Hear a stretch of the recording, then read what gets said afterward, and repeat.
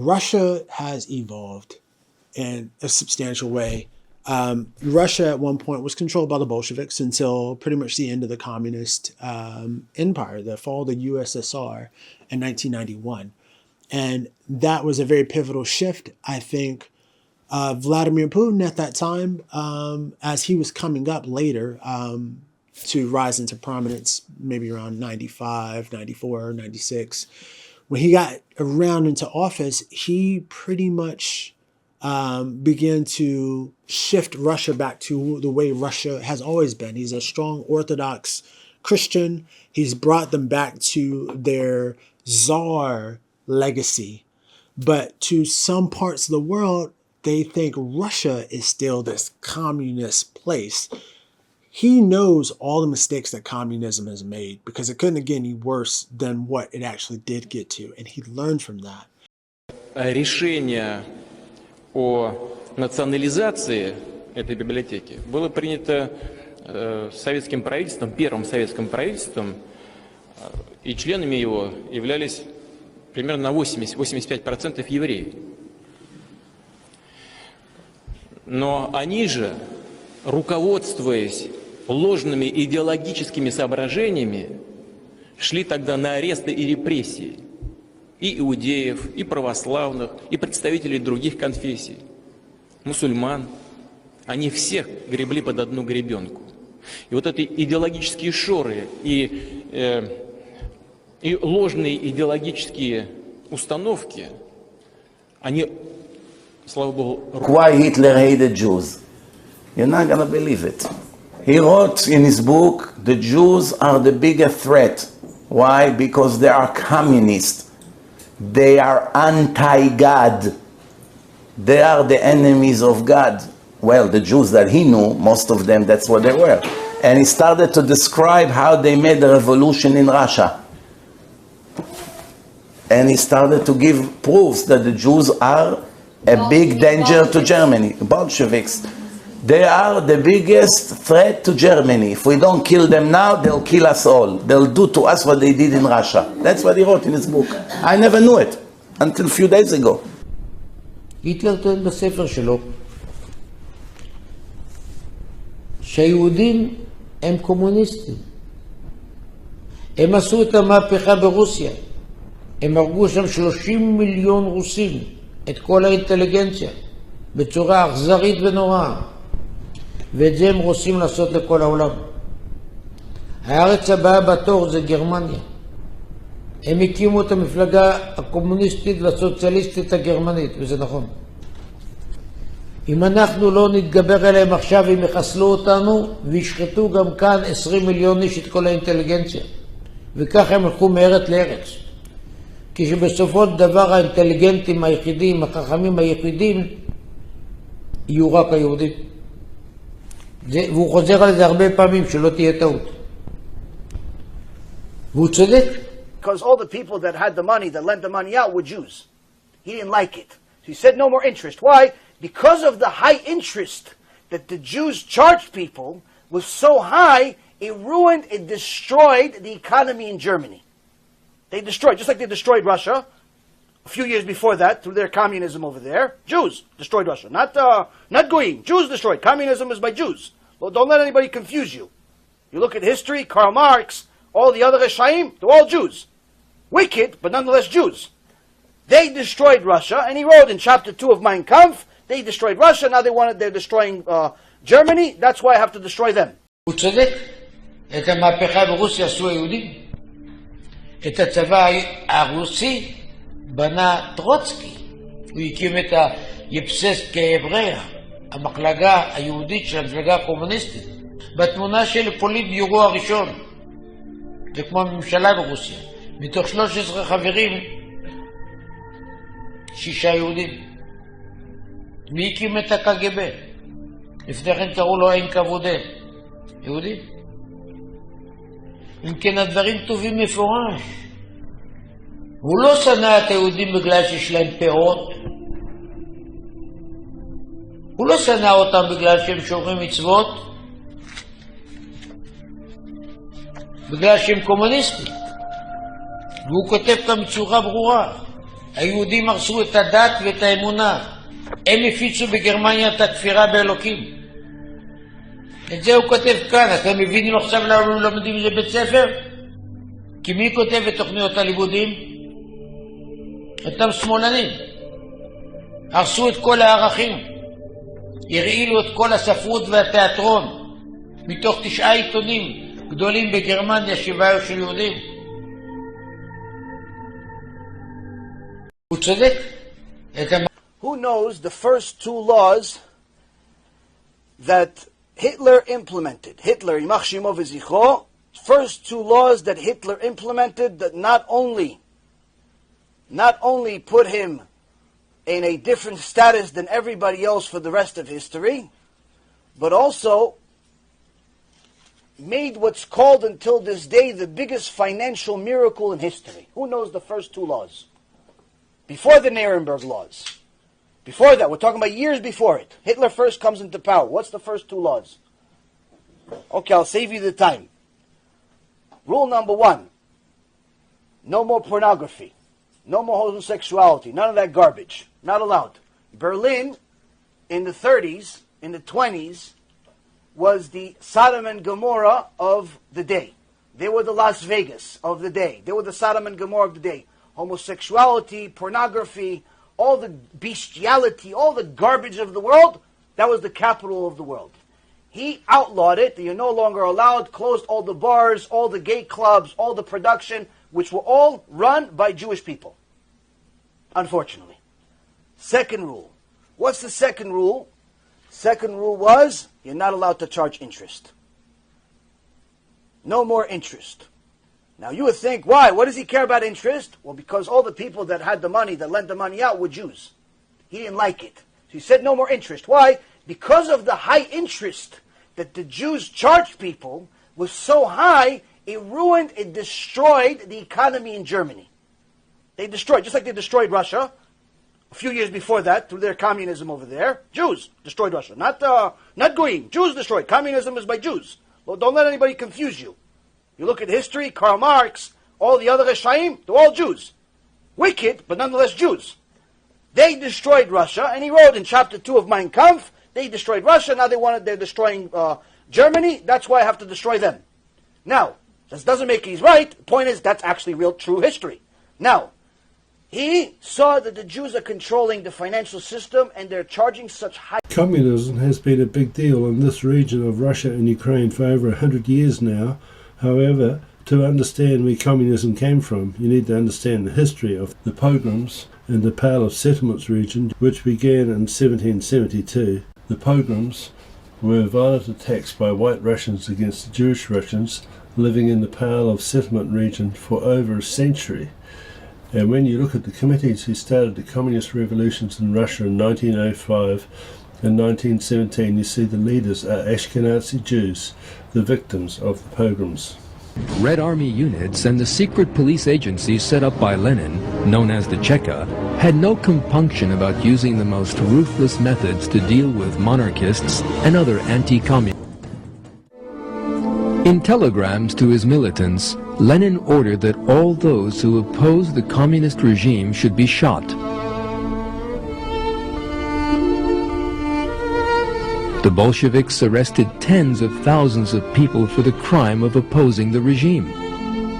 Most of these were tortured and executed en masse.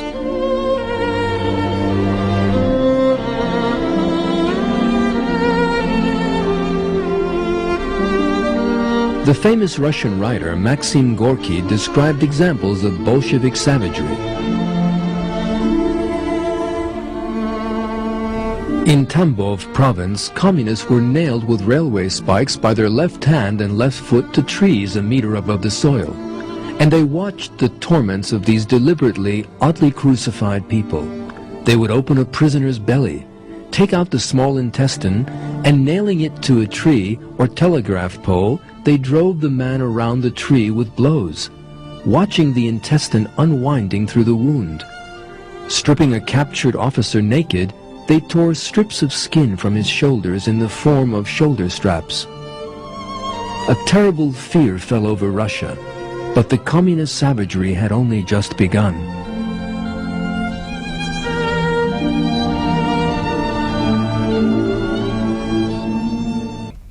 And so the overthrow of the Russian people and the Ukrainian people by these revolutionaries was carried out by the Khazarian mafia, who were made up mainly of atheists who were Freemasons of the Oriental variety. And so the Oriental Freemasons were the ones behind communism. And they were in it for themselves, not for the poor working classes that they used to have the uprising in St. Petersburg. And they managed to squash all the poor people in Russia under their iron fist. When the Bolsheviks came to power, most of the population of Russia lived in the villages, enjoying a pretty miserable standard of living. Most peasants were only just able to feed their families with what they produced. The freezing Russian winters made productive agriculture an impossibility.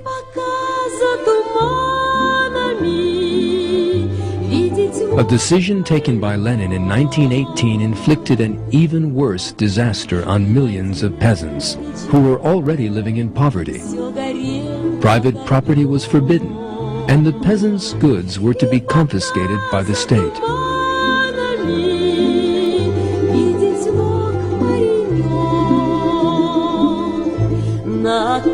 Lenin carried out that policy by means of another right-hand man, Felix Dzerzhinsky, the head of the Cheka, well known for his ruthlessness. Cheka officers descended on villages all over Russia and began rounding up peasants' crops and livestock at gunpoint. A quota to be handed over by every peasant and given to the Bolsheviks was drawn up. In order to meet that quota, most of them had to give up all that they possessed. Peasants who protested were silenced by the most savage means. On 14 February 1922, one inspector who visited the Omsk region wrote, "Abuses of position by the requisitioning detachments, frankly speaking, have now reached unbelievable levels. Systematically, the peasants who are arrested are all locked up in big, unheated barns. They are then whipped and threatened with execution. Those who have not filled the whole of their quota are bound and forced to run naked all along the main street of the village and then locked up in another unheated hangar.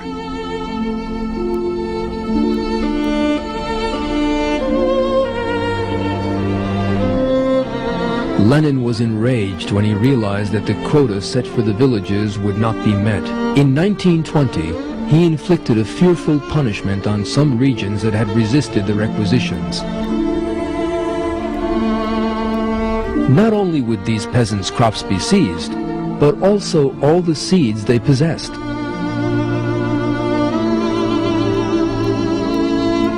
Confiscating the seeds meant that the peasants would be unable to produce a new crop. In other words, they would have nothing to eat. Then the famine began. 29 million people within the borders of Russia battled with starvation. In 1921 and 1922, 5 million starved agonizingly to death.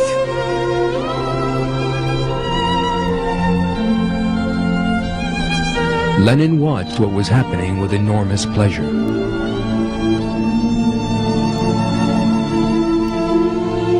In his view, the famine was most useful.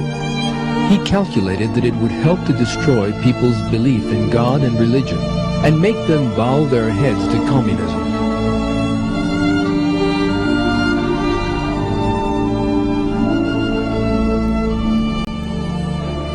In the Black Book of Communism that sent shockwaves around the world, that devilish idea of Lenin's is discussed thus. As one of his friends later recalled, Vladimir Ilyich Ulyanov had the courage to come out and say openly that famine would have numerous positive results. Famine, he explained, would bring about the next stage more rapidly and usher in socialism, the stage that necessarily followed capitalism. Famine would also destroy faith not only in the Tsar, but in God too. This is what Lenin wrote to the members of the Politburo on March 19, 1922. The present moment favors us. With the help of all those starving people who are starting to eat each other, who are dying by the millions, and whose bodies litter the roadside all over the country, it is now and only now that we can and therefore must confiscate all church property with all the ruthless energy we can muster. Our only hope is the despair engendered in the masses by the famine, which will cause them to look at us in a favorable light, or, at the very least, with indifference. These communications in the Soviet archives have revealed that Lenin deliberately brought about that dreadful famine which cost 5 million lives. That is the same conclusion arrived at by the historian Richard Pipes, who spent years researching the archives in his book, The Unknown Lenin. In his view, for humankind at large, Lenin had nothing but scorn. Individual human beings held for Lenin almost no interest, and he treated the working class much as a metal worker treated iron ore. And so historians say that the pogroms cost 100,000 lives, that is 100,000 Jewish lives, there in the Pale of Settlements region over a period of about 3 centuries. And from 1917 we know that the numbers of retribution against the Russian people by the Jews cost millions of lives. This eye for an eye, tooth for tooth attitude that they have meant that they murdered millions and millions of Russians and later Ukrainians. And this is because they have the attitude that non-Jews are the goy being people who are not the chosen people, and they are like animals in their eyes, and so they treat them like animals. Not only did Lenin regard human beings as a species of animal, he also employed animal methods to train them. In October 1919, he paid a personal visit to the Russian scientists Ivan Pavlov, famous for his conditioned reflex experiments on animals. Lenin wanted to impose these conditioned reflex methods on the whole of Russian society. Pavlov was astounded. "I want the masses of Russia to follow a communistic pattern of thinking and reacting," Lenin explained. Pavlov was astounded. It seemed that Lenin wanted him to do for humans what he had already done for dogs. "Do you mean that you would like to standardize the population of Russia? Make them all behave in the same way?" he asked. "Exactly," replied Lenin. "Man can be corrected. Man can be made what we want him to be."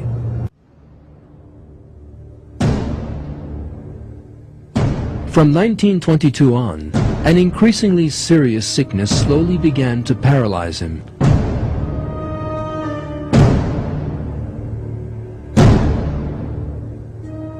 He spent most of 1923 in a wheelchair, suffering from terrible headaches.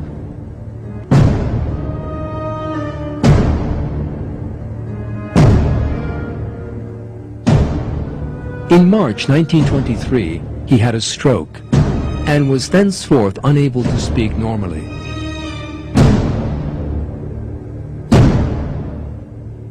In the final months of his life, those who saw Lenin were terrified. His face had taken on a peculiar expression, and he was half mad. The final photograph taken of him shortly before his death was utterly ghastly.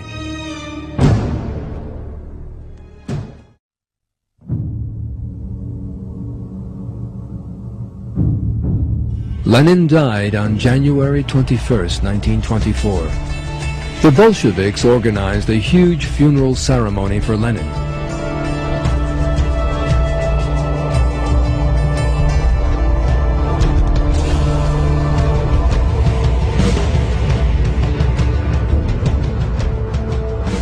The leaders of the Communist Party decided to have his body, which had a tremendous importance for them, embalmed. Among those bearing Lenin's coffin was the next dictator of Soviet Russia, Joseph Stalin. In Moscow, Red China's Foreign Minister Chow En-lai signs a 30-year treaty with Soviet Russia as dictator Joseph Stalin looks impassively on. The treaty, the result of 2-month secret negotiation, binds each to aid the other if attacked. Russia's Molotov sees Foreign Minister Vyshinsky sign. Red China's boss, Mao Zedong, isn't saying what China gave Russia in return for such treaty aid as a $300 million Russian loan.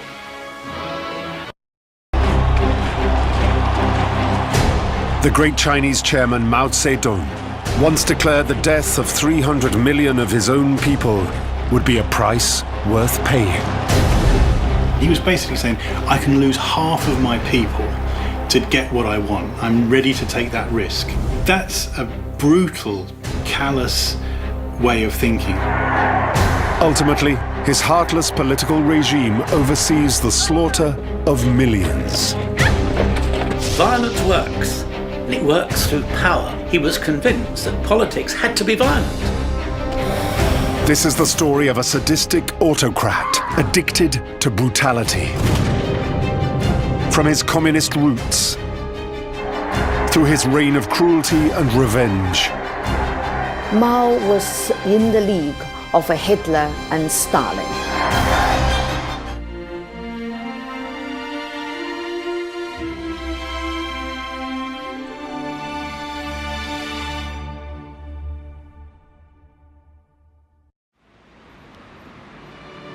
At 189 Jiefang North Road in Heping District, Tianjin, stands a small European-styled office block hiding a unique story from China's modern history. In 1886, this now renovated building was once the Tianjin Printing House, home to newspapers such as Peking and Tientsin Times over a century ago. It was there in 1931 that a young 15-year-old Jewish boy from Poland laying the foundations for a successful career in journalism. In the coming years, he would go on to live a remarkable life as a journalist and author, and becoming one of the first naturalized Chinese citizens to become a member of the Communist Party of China. His name was Israel Epstein, or Epi to his friends, and this is his story. And so how did these evil communist regimes come into power in the 20th century? And the answer to that question is through the Jewish international bankers who were mainly from Germany, London and New York. And here we see Jacob Schiff, who was a leading partner in an international Jewish banking firm in Wall Street called Kuhn Loeb, who boasted on his deathbed that he provided $20 million towards the success of the Bolshevik Revolution in 1917. And then in 1949 we know that a key Jewish man was a man called Israel Epstein, and here he is in a photograph with Mao Zedong, second from the right on the bottom row, and he's surrounded by Jews there. And also another high-level meeting with Mao is also him being surrounded by Jews, and attending that meeting was Frank Coe, Israel Epstein, Elsie Fairfax Cholmondeley, and Solomon Adler. And we also know that another prominent member of the Politburo was the propaganda minister, who was a man called Sidney Shapiro, who was an American Jew. And we see both Sidney Shapiro and also Israel Epstein at Israel Epstein's 90th birthday being held at the Jingfeng Hotel there in Beijing. And also you see another photograph here of Israel Epstein with Chairman Hu Jintao. And so we know that the Jews were involved in establishing the revolutions during the 20th century.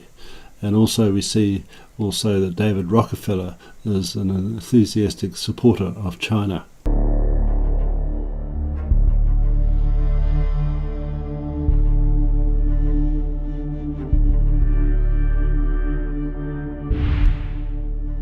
We were young, vigorous boys, and 4 years had passed since our last sexual encounter.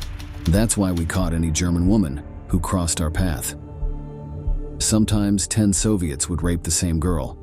There weren't enough women for all of us, and besides, soon the rumor of what we were doing spread, causing people to flee. We had to settle for 12 and 13-year-old girls. When they cried, we covered their mouths with a cloth. something that seemed amusing to us. Now that the years have passed, I don't understand how I was able to do this, I who had been raised by a respectable family. The terrible words you just heard belong to a former soldier of the Soviet Union. In 1945, the Red Army swept through the city of Berlin, drowning it in a wave of death and destruction that left tens of thousands dead. The crimes of the Stalinist troops were forgotten, as historians focused for decades on the abominable crimes of Nazism and the crucial Soviet victory that ultimately destroyed the Third Reich. However, starting in 1991, with the dissolution of the communist state, declassified documents have revealed shocking information about the actions of the Soviets in the German capital. The testimonies are chilling. Looting, mass rapes, summary executions, desperate soldiers seeking revenge, and officers turning a blind eye to the suffering of German civilians. Эти повозки, фургоны, машины в кювет. И пока они сбрасывают, солдаты срываются со своих мест и начинают насиловать женщин, немок. И вот мой взвод собственный, все мои солдаты бросаются и насилуют немок. Когда на спасение дети, матерей пытаются спасти, их застреливают, их расстреливают детей. Значит, теперь на дороге стоят генералы, наблюдают это, полковники. Ну, временно, дальше ехать нельзя, была загромождена дорога. Вышли. И телефонистки мои все смеются. Реакция, они матерщиницы все были. Телефонистки. Да. The testimony we saw earlier is certainly chilling. There is nothing more terrible than hearing it from the mouth of one of the victims. Now we will listen to Lisa Slater, an administrative employee of the Wehrmacht who was sheltered with others in a basement.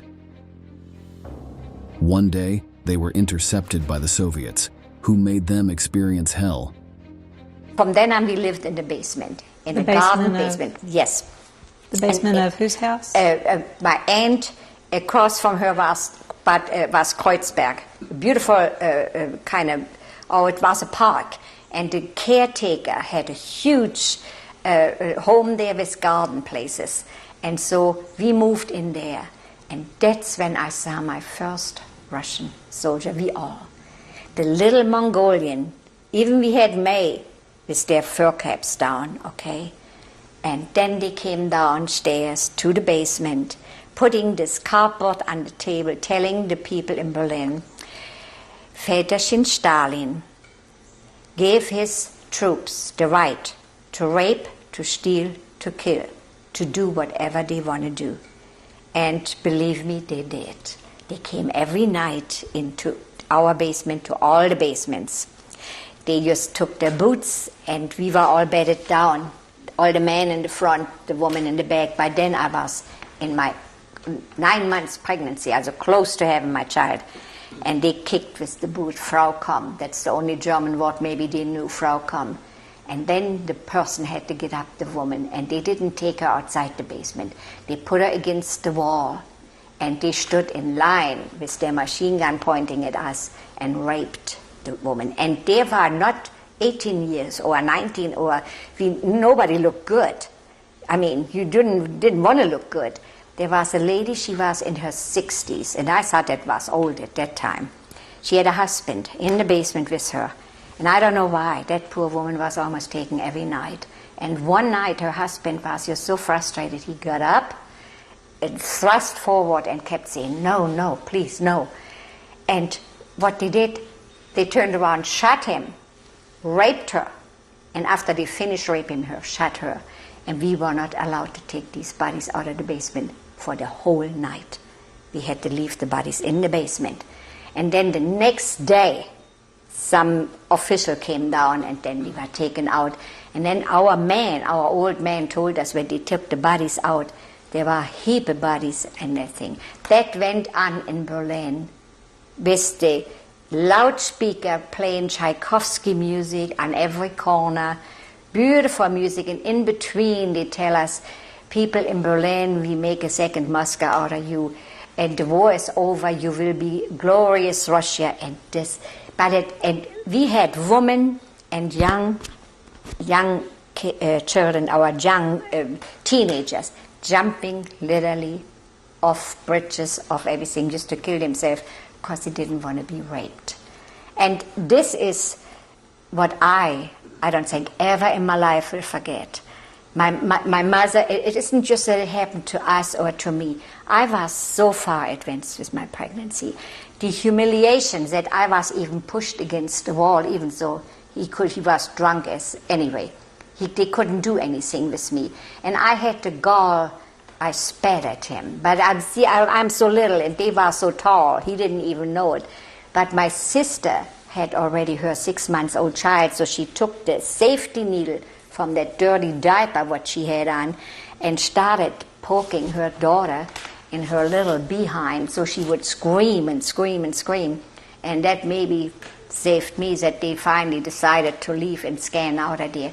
These are things what maybe are not said. After their passage through the city of Berlin, they left a trail of blood in their wake and ruined the lives of thousands of innocent people. Among them were women who were savagely raped and, in the following years, had to deal with the psychological consequences of trauma. Many became pregnant after the assaults and were marginalized by the Germans themselves, who saw them as collaborators of the communist troops. The women of Berlin were being treated as spoils of war, who the soldiers took their anger out and rage on. Many women were forced to try and become friendly with one Soviet soldier so they would protect them from other members of the Red Army. For example, Magda Wiedeland, a 24-year-old actress, was dragged from a cupboard where she hid, and a soldier from Central Asia found her.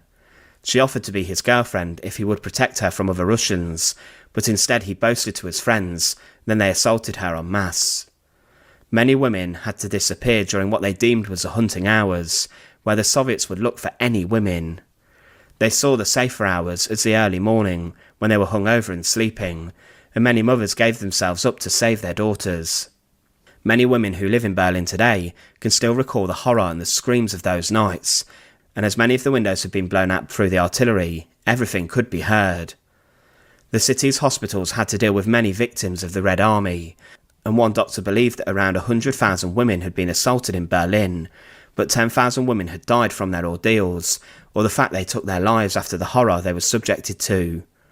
It's believed that 2 million women at least were assaulted by Red Army soldiers across Germany. Men who tried to defend women against Soviet attackers were shot dead and were killed and executed in brutal ways. Following the fall of the city, onlookers noted that out of desperation and for food, many of Berlin's women sold themselves for food and other luxuries such as cigarettes, which were being used inside the city as currency. One woman... The most harrowing aspect of the Red Army's occupation of Berlin was the widespread sexual violence perpetrated against German women. Estimates suggest that up to 2 million German women were sexually assaulted by Soviet soldiers during this period. In Berlin alone, it is believed that around 100,000 women were assaulted, with many of them subjected to repeated offences. Some women were assaulted as many as 60 to 70 times, illustrating the extreme brutality of these acts.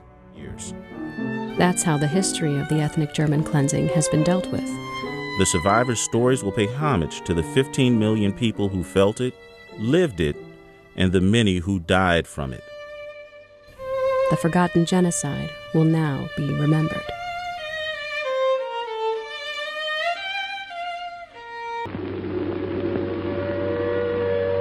Then the air raid siren wails again to remind them that they lost a war of their own making. To remind them that it is up to them to regain their self-respect as a nation and to learn to live in a friendly manner with their neighbors. To remind them that much as we hate it, we shall stay in Germany until we have real guarantees that the next generation will grow up a sane and Christian people. A Germany of light and life and freedom.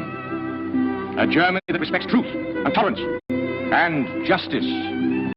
The Nazis killed 12 million people in World War II. 6 million were killed in You said 12? 6 million were killed in the Holocaust. Or do you not believe that either? Okay. I mean, Jews have killed far more Christians. Well, Jews have killed far more. Let's just accept the 6 million figure. Jews have killed far more Christians than that. I mean, it's not even close. If you look at the Bolshevik genocide, you look at the Holodomor, I mean, they've killed way more Christians. I mean, they basically invented the genocide. So, you know, they deny the Armenian genocide.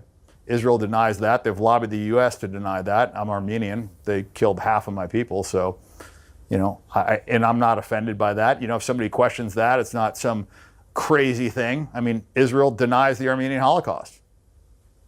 Okay. It sounds to me, Dan, like you do actually hate Jewish people. The moment Piers Morgan asked that pointed question, the room seemed to hold its breath. Piers leaned forward, clearly anticipating something incendiary or headline-worthy. Dan Bilzerian, on the other hand, didn't rush to answer. He paused, almost theatrically, as if weighing the gravity of what he was about to say. The tension in the air was palpable, and the silence stretched longer than anyone expected. Finally, Dan broke it with a response that was both thought-provoking and controversial. No, I believe that Jewish supremacy is the greatest threat to the world today. I look at what they're doing in the media. They're pushing this transgender nonsense. I mean, and they did it in Germany. The first transgender clinic was opened by a Jewish guy. And I don't like this perversion pushed on our children. I don't like the fact that 9-year-olds are reading about homosexual acts. I don't like that drag queens are reading them in schools. I don't like that Kamala Harris wants to pay for sex changes in prison so that men can turn into women and women can turn into men. And I don't like the fact that he's putting in, you know, men into women's prisons, male rapists into women's prisons because they identify as women. I mean, it's just nonsense. I don't like, you know, men beating up women in boxing and sports. I think it's all nonsense. And I think it's leading to a degradation of moral fiber. And if left unchecked, I think it's going to ruin the world. But again, you're blaming Jewish people. Why? Questions like that are always a double-edged sword. On one hand, they demand honesty, and on the other, they require careful navigation to avoid pitfalls like overgeneralization or appearing judgmental. Dan Bilzerian's answer was nuanced, albeit controversial.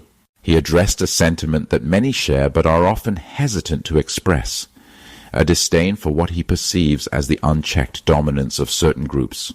However, he made a clear distinction, stating that he harbored no hatred for Jewish people as individuals, but took issue with what he described as the supremacist tendencies of some within their ranks. I've seen a lot of news about how local Europeans are mad that tourists are just ruining their cities and they're complaining and they're squirting the water. You guys just have to accept at this point that you're our Disney World now. That's your function in this world. All your economies have stagnated. You don't produce anything besides the prostitution of your own history and cured meats. That's what you have to offer the global economy. Just riding off of the fumes of the luxury goods and culture you created centuries ago, and that's really all you have. China is making solar panels and you make manchego. What do you think is going to happen here? Look on the bright side. Okay, you had your fun, you know, colonizing the world, pillaging and extracting wealth to make your nice little piazzas and palaces. And so now you have to accept that you're just museum cities. You're a museum as a city, and all the natives are little mannequins that we can look at and poke.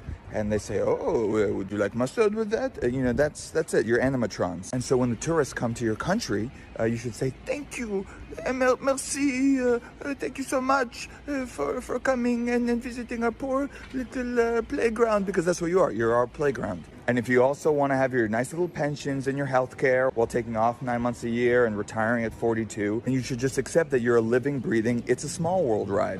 Like, that's what you are, and that's the trade-off. That you get to retire at 12 years old, and you're not a real country.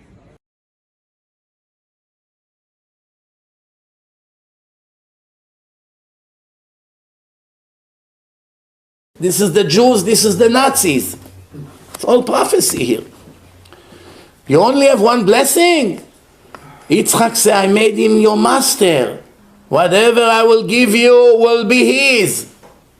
Better for you don't get a lot. Anyway, it will belong to him. Everywhere you go in the world, who's running all the financial? Always the Jews. Started in Paro, Yosef, everyone. science, financial, politics, behind the presidents. Even now, everybody knows that all the campaign of Donald Trump is his son-in-law, the Jew, Kushner. I read it 3 different articles. He is the mastermind behind everything. He told him what to say, what not to say, how to react, things that he did in the end, that in the end worked out for him. He was asking you why you haven't tweeted out about enough about the Israel October 7th Hamas attack, right? And so whenever someone confronts us here at the show about, they go, "Oh, you support Hamas," I say, I don't support Hamas. You know who does support Hamas? Benjamin Netanyahu and the Israeli government, who have been giving them suitcases full of cash for the last 15 to 20 years, at least. So why would they be doing that? We all know why. It's just funny because this is how the media actually behaves. You say something sensible, and then it's just, well, you hate black people. Well, you hate Jews. Just because you worship the best Jew who ever lived. So let me ask you two questions there about that. Tell me what is Yagoda, and what happened with the Bolsheviks and the Christians? Oh, you just casually killed 10 million Christians. It's incredible. People think that the greatest mass murderer was Adolf Hitler. And no, actually, if you want to talk about genocide, the fact that people in America don't know about what the Bolsheviks did to Christians, where did the idea of a concentration camp come from? The Bolsheviks. The reason why we're not allowed to learn about these people, we don't talk about Henryk Yagoda, is because he's a Jew, right? And so it conflicts with the narrative of Jewish people always being the victim in every single circumstance. So we're willing to push away Christian history. We don't talk about Christian history whatsoever because they have this bizarre focus, our classrooms, on training us to have this bizarre allegiance to Israel. And so to suit us, I feel that we are heavily propagandized in the classroom. But the fact that I'm denied the right to talk about my history while you demand I talk about yours and you demand that I worship Israel doesn't fly with me. Was wir unter Idee und Weltanschauung im Allgemeinen zu verstehen pflegen, hat mit dem, was man Bolschewismus nennt, gar nichts zu tun. Es handelt sich bei ihm einen pathologischen, verbrecherischen Wahnsinn, nachweisbar von Juden erdacht und von Juden geführt, mit dem Ziel der Vernichtung der europäischen Kulturvölker und der Aufrichtung einer internationalen jüdischen Weltherrschaft über sie. Die Einzelheiten, wie über die Ermordung von Priestern und Schändung von Nonnen an uns gelangen, sind ganz unvorstellbar und deshalb auch gar nicht wiederzugeben.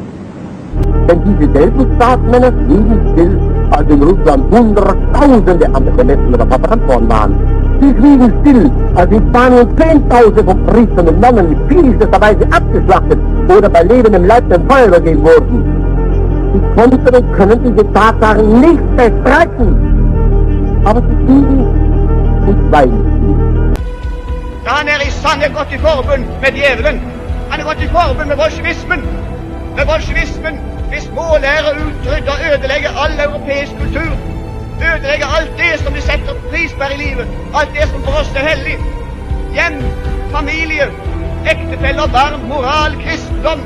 Alt det vil bolsjevismen ødelegge. Og med det går de i forbund. Med det slutter Churchill forbund for å ødelegge nasjonale reisninger i Europa. Ødelegge det nasjonale Norge. England kjemper ikke engang for England. Englands ledende menn lar jo England gå til grunne. England kjemper kun for den internasjonale klikk, for plutokratene, jødene, for frimurerne. Und das Gebet dieses Teufelspriesters, der wünscht, dass Europa vom Bolschewismus wird nicht in Erfüllung gehen, sondern das Gebet in Erfüllung gehen. Herr Gott, gib uns die Kraft, dass wir uns die Freiheit erhalten, unserem Volk, unseren Kindern und unseren, nicht nur uns Deutschen, sondern auch den anderen Völkern Europas. Denn es ist nicht ein Krieg, den wir alle dieses Mal führen, für unser deutsches Volk allein. Es ist ein Krieg für ganz Europa und damit wirklich für die ganze Menschheit. Der Völkerstreit oder Hass untereinander, der wird gepflegt von ganz bestimmten Interessenten. Es ist eine kleine, wurzellose, internationale Clique, die die Völker gegeneinander hetzt, die nicht will, dass sie zur Ruhe kommen. Es sind das die Menschen, die überall und nirgends zu Hause sind, die nirgends einen Boden haben, auf dem sie gewachsen sind, sondern die heute in Berlin leben, morgen genauso gut in Brüssel sein können, übermorgen in Paris und dann wieder in Prag oder in Wien oder in London und die sich überall zu Hause fühlen. Es sind die einzigen, die wirklich als internationale Elemente anzusprechen sind, weil sie überall ihre Geschäfte betätigen können. I Russland har bolsjevikene tatt jorden fra bøndene og jaget millioner etter millioner av dem i døden. Bare i 1932-33 sultet Stalin bevisst 6 millioner bønder til døde.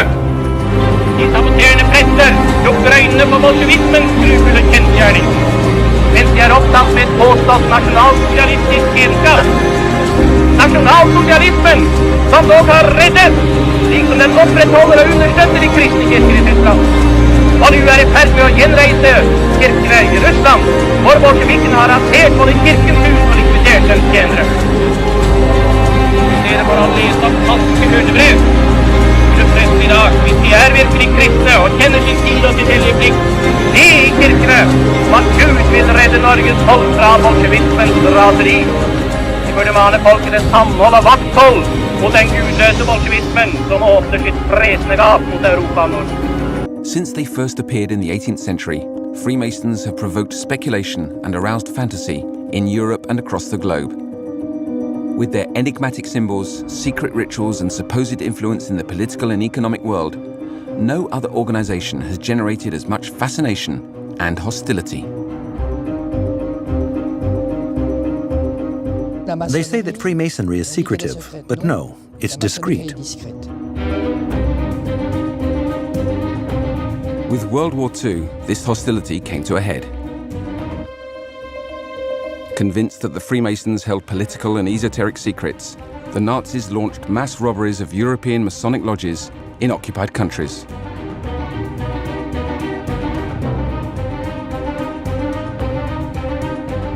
Were there esoteric documents in these archives? Yes. To have possession of the secret archives of the Freemasons was to fight from within to destroy their influence. It's the largest collection of Masonic archives that's ever been brought together in the world. From the very beginning of Nazi occupation, the French lodges were occupied by German military police. Dieser Logentempel wurde von unseren Truppen in Paris entdeckt. Die internationalen Freimaurer umgaben sich auch hier mit kindischer Symbolik und albernem Prunk. Hinter dieser Tarnung verbargen sie jene großen politischen und wirtschaftlichen Transaktionen, die einer kleinen Clique von Plutokraten, Finanz- und Waffenschiebern riesige Gewinne verschafften, ganze Völker aber dem Elend preisgaben. Lavrenti Beria, nicknamed the Russian Himmler, the man behind the torture and deportations of any and all who challenged communism. So it was about a week later that I was given permission to go back in the stacks and see more of these files. I found a top secret folder about the seizure by Smersh, the Soviet counter-espionage group. Beria had sent instructions for a special team to go to a small village in the Sudetenland. This was in May 1945. They brought 28 freight car train wagons, sealed, of course, of French archives.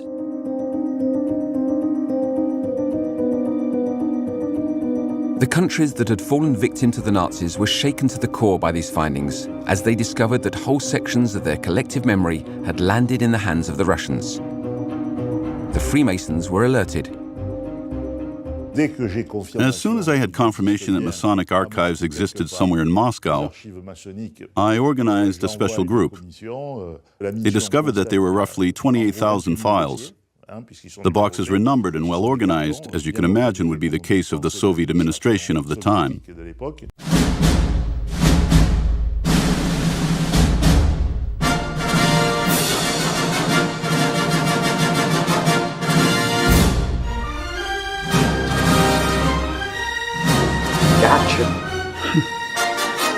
Gotcha. And something I wanted to point out to you, you know, there are many pictures about the Russian liberating Auschwitz, and there's never any snow. And the snow was honestly that high. And so I have some connection with the Russian embassy, and I was there once, and I said, something puzzles me. Those photos are fakes, because there's no snow. And they said, well, yes, they are not fakes, but when the army came, they didn't have cameras, they didn't photograph. So only much later, when they realized we should have pictures of it, they took pictures like you see now. But this is definitely not in Auschwitz and not the liberation of Auschwitz. There were not that many people with clothes and children and no snow. Right, fascinating. So I think historically we should point this out. And get it right, yeah. To get it right. أغلبنا لا يعرف بأن صعود النازية بين الحرب العالمية الأولى والثانية هو كان بدعم أمريكي. الكل يتساءل طيب كيف كان هناك يعني انهيار ألماني وقيود أوروبية، كيف سمحوا للنازية بالصعود وتأسيس جيش بالدعم الأمريكي، بالأموال الأمريكية، بالقروض، بالاستثمار.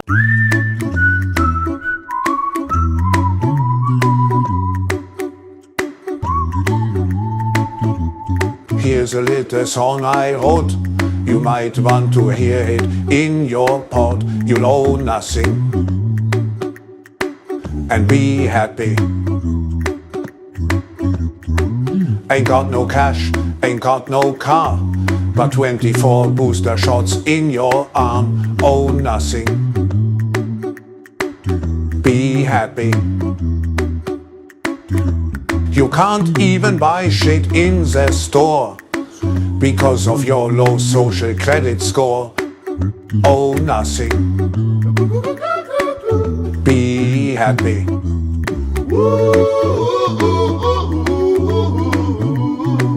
You'll owe nothing and be happy. Be happy and eat the bugs. 6 ملايين، لا يوجد أي دليل بأن هناك 6 ملايين يهودي قتلوا، وربما حصلت محارق لا أحد ينفيها، وهناك معسكرات اعتقال صحيح، ولكن الدليل على أن هذا الموضوع مسيس وليس إنساني ولا حقيقي. كيف نتحدث عن 6 ملايين ولا نتحدث عن 26 مليون سوفيتي قتلوا في تلك الحرب؟ يعني 6 ملايين أغلى.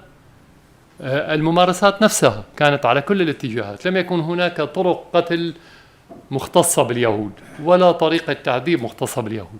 في كل الأماكن نفس الطريقة استخدمتها النازية، ولكن القضية هي قضية مسيسة ولتزوير الحقيقة ولاحقا للتمهيد لنقل اليهود من أوروبا باتجاه مناطق أخرى هي فلسطين. اليهود الذين أتوا إلى فلسطين هم يهود الخزر شرق قزوين، هم وثنيون و تبعوا الديانة اليهودية في القرن الثامن الميلادي، هاجروا إلى أوروبا وأتوا إلى هذه المنطقة. لا يوجد أي علاقة بينهم وبين شعب إسرائيل. Hey guys, if you want to watch more clips, click here. And if you want to watch the full podcast, click right here.